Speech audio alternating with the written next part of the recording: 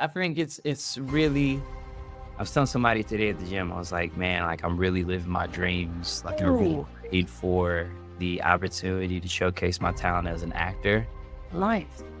And Look, we thank God for multitasking. yeah, and we need him to create these safe spaces for mental health because it's running rampant. It's a space that I wish I had when I was going through some of my darkest moments in my life.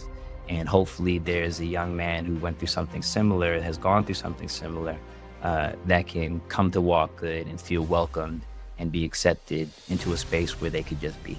You know, you can fall in love with someone through the lens. So if you're taking pictures of someone and they're about to marry someone else, that I can already picture how that can happen in real life. My mom really stuck it out, and she was really always there for me. And the fact that I'm able to celebrate my wins and not just my losses with her is really just a dream come true. So today we're joined by an incredibly talented actor, director, and advocate, Etienne Maurice. He's known for his powerful performances, unwavering commitment to healing underserved communities. Etienne's here to talk about his new holiday film, Mistletoe and Matrimony, premiering on OWN and his inspiring work with Walk Good LA. He's going to tell us all about it. Welcome, Etienne Maurice. Hi, Etienne. Hey there. How are you? Doing good. How are you? Good. What It's a you. pleasant face to see this morning. I received that. Thank you. Thank you. I see you in your Barbie room, girl. Yes, of course, of course. Show me your Barbie room. Can you show it to him really quick? Um, Just a little bit. Just pan around. Make sure. okay, so I was in here sleeping last night and I kind of made the bed. You don't have to show him all the stuff on the wall. You can just kind of. Just the pan, okay. That is very, very specific. Very, very. My mom would love that. She's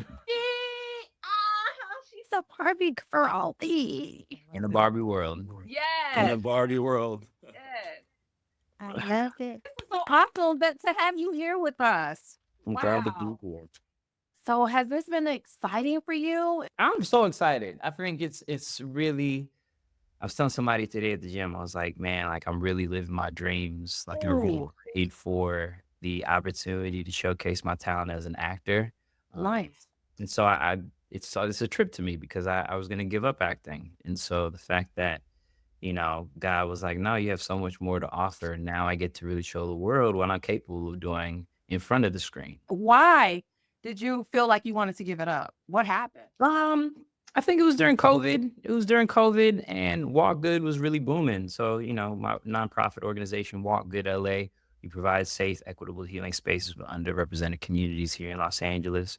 And, it was booming. Like I was getting brand deals. We're getting more donations, and people are starting to recognize our mission and providing these spaces of healing.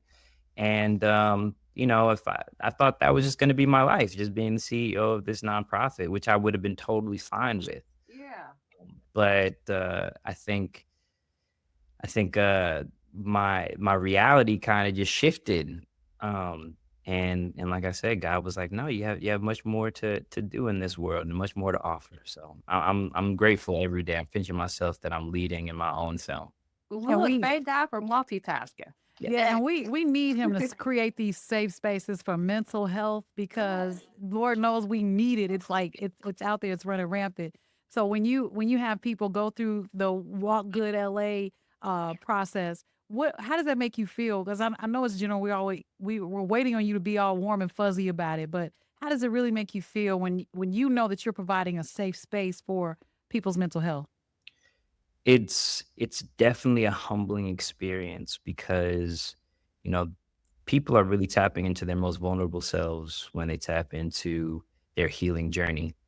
And so it's very sacred in a way. And I feel like uh the more transparent and honest and genuine I am with myself, I think the more it resonates with the community that participates and comes to our classes. So for people who are wondering, well, what is Walk Good? I was Well, just about to ask you that, yeah, man, because I'm like, what is this thing born yeah. from? So Okay. Walk Good started during the protests, and through the protests after the killing of Ahmaud Arbery, George Floyd, Breonna Taylor, we did yoga in the park. So I asked my cousin and my sister to join me and really build out this community. And so we protest on Saturday, and then we do yoga on Sunday. So the protest lasted about 10 weeks straight. We were literally in the streets every Saturday.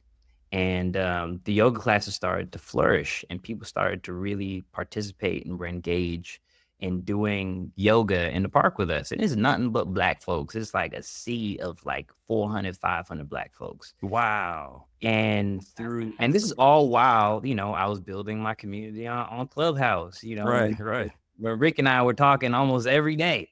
All the time, yeah. All the time. And I was really invested in really building community.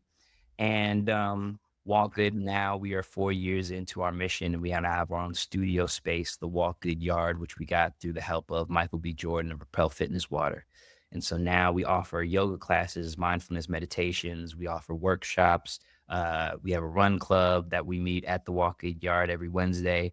And we're also gearing up for Film Good, which is happening this Wednesday to Sunday, and is the first and only film and wellness festival ever. And so I've been able to put all my passions into this organization that we call Walk Good LA.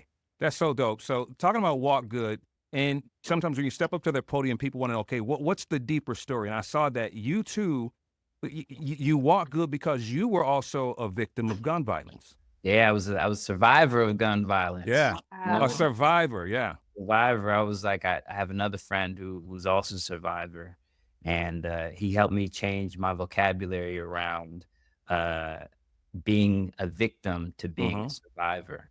And that took a shift. That was like a big shift in how I looked at my journey. 11 years ago, I was shot twice in my leg, got this grazed bullet over my eyebrow. I was shot at 5 times, hit 3 times. Wow. In Philadelphia. And it's funny. It's not funny, but somebody asked me in one of the healing circles that I participated in, they asked me, like, what part of your body most represents you? And at first I said my heart, becomes so giving. It was like a Rafiki and Simba moment. And she was like, no, think deeper. And I'm like, I don't know. And I really thought about it. And I was like, oh, it's my leg. It's the leg that I've been shot in. It survived the most trauma, but it's also allowed me to walk good. And walk good. I love that. Walk good is I a love that. Jamaican euphemism that my grandmother would tell me. Because if you're Jamaican, your auntie or your grandma is always going to tell you to walk good whenever you leave home. Just make sure you come back. And so I feel like when I talk about Walk Good, it's way more than just yoga in the park. It's a space that I wish I had when I was going through some of my darkest moments in my life. And hopefully there's a young man who went through something similar, has gone through something similar, that can come to Walk Good and feel welcomed and be accepted into a space where they could just be. Wow. And just the name alone, I like how you have Walk Good. You're going to have a whole lot of stuff good. Run good, drive good. Everything good at Walk Good. Everything good. Listen, I loved how you just gave us a little education when you said that your Jamaican family was that's a word that they use, walk good. So, hey, I appreciate learning about this and learning about the history of the word walk good. That's awesome. Yeah, and speaking of learning about the movie, I know I'm going to jack up the name here. What was it again? Mistletoes and Matrimony, right? Mistletoe. Look at that.